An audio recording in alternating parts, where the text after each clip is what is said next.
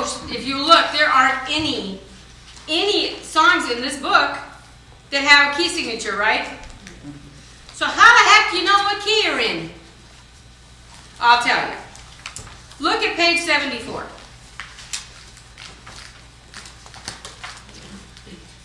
Okay, this is Oh What a Beautiful Morning.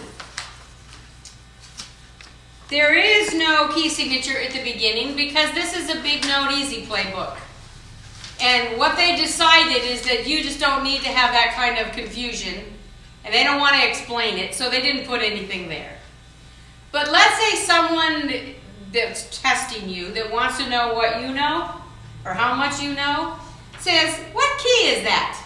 There's a cheaty way usually to figure it out really fast. The first chord of the song and the last chord of the song should be the same, generally, unless you have a pickup measure, but usually the last chord of the song verifies that what the key signature is. What's the first chord of this song? F. And what is the last chord of this song? F. Now, that pretty much, you can be 90% sure that if the first chord is F and the last chord is F, that you're in the key of F. All right? And in the key of F, remember flat? Flat? The word flat starts with F. The key of F has one flat. The name of the flat is B flat. Now, because this is a big note easy playbook, you should look through here and notice there's a little flat sign next to every B note. Is there? Yes. Yes, there is. Okay? So that's how you'll recognize what key you're in a big note easy play song. Look at page 98.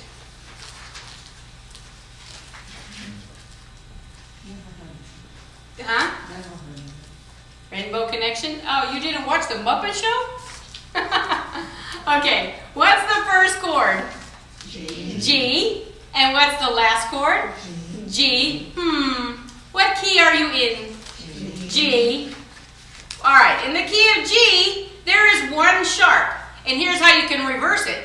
You know that sharps, you just use the next letter in the alphabet, right? So to reverse it, if someone says play in the key of G, just go, okay, what comes before G in the alphabet? F. So all the F notes should be played sharp. Are they? Look in here. There should be little tic-tac-toe signs next to every F note. And there is. Okay? Now, let's do one more. Let's look at page... Oh, let's just try out page 82. What's the first chord? C. What's the last chord? C. So what key are you in? C. That's the Spanish key. Now the key of C is the easy one, right? Oh, you got it. I said this about 3 times in the last 6 weeks, and now you just got it. The key of C has no sharps, no flats. What happens if the composer wants to put a sharp in there, but the key signature says no? He has to draw it in there. All right? If during the course of his song, he wants to add a sharp or a flat, he has to literally draw it in. And when he draws it in, it's called an accidental. Okay? Because he accidentally needed it. That's how they came up with that name. But now watch this.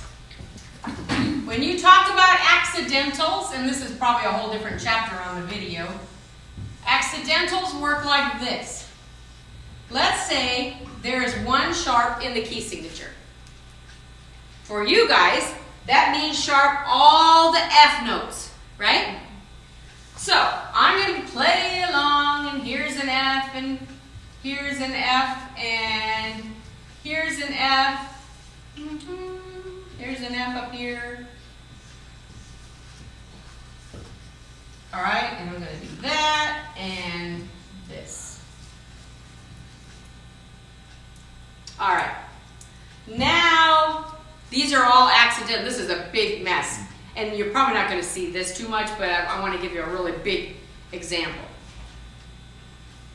Musician notes that all the F notes are sharp.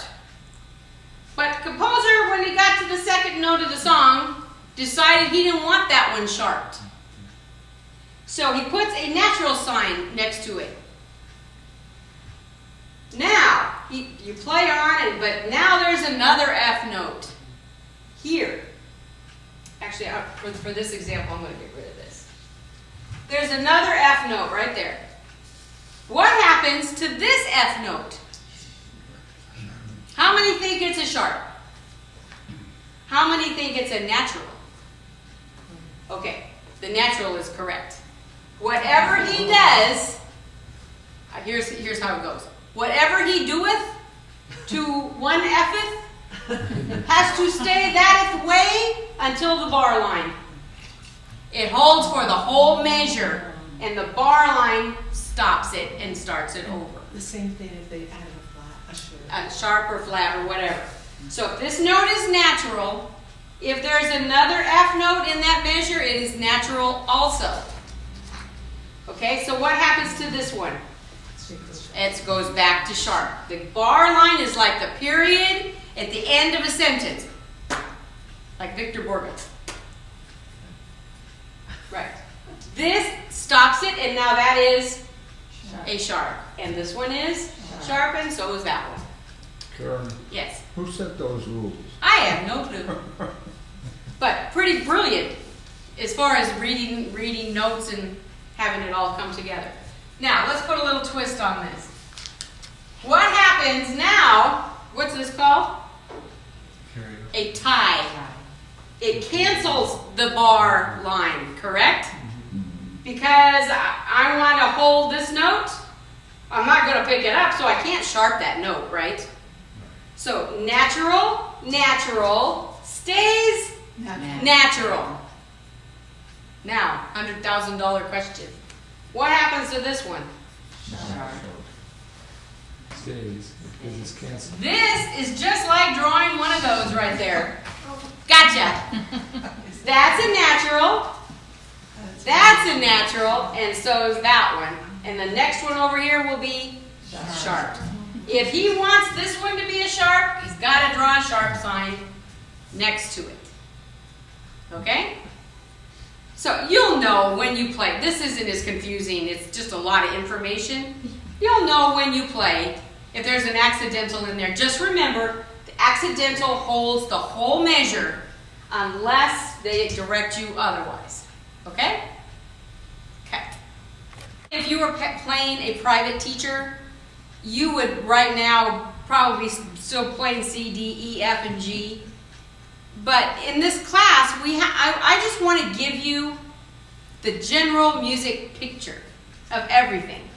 Now, what you do with it is totally up to you. Come to class every week, learn little hints here and there. Just remember, you can't retain everything you learn in an hour. You only learn maybe 10%, maybe 15%. You just have to keep repeating it over and over and over. The little book you have has every bit of information you need. Everything we've talked about. The videos, the binder that you have. You can always refer back to it. But what does it boil down to now? You just got to sit. I don't like that word, practice. Rehearsal. You just have to sit and play. Horse around and play and laugh at yourself and have fun and just enjoy the process. That's why we have enjoy where you're at on the way to where you're going. When we talked about writing something on the wall, that is a slogan that applies to everything in your life. Everybody's always trying to be better, do something different, look like somebody else, act like somebody else, be smarter. You know, you spend every single day all this angst trying to just do things that, that stress you out. Music should not do that. Music is supposed to be, even when you're a beginner and you've only been playing 6 weeks, it's supposed to be fun. It's supposed to make you laugh at yourself, realize you're not as coordinated as you thought you were, and just enjoy the process. If you don't, all this fun time goes by and you miss it. You know, and it's just kind of, it's like your children, you know, you want them to grow up really fast, and then they grow up and you miss them. So enjoy this time. Just sit with 2 fingers or 1 finger and just make music. It will make you happy and just bless your life totally.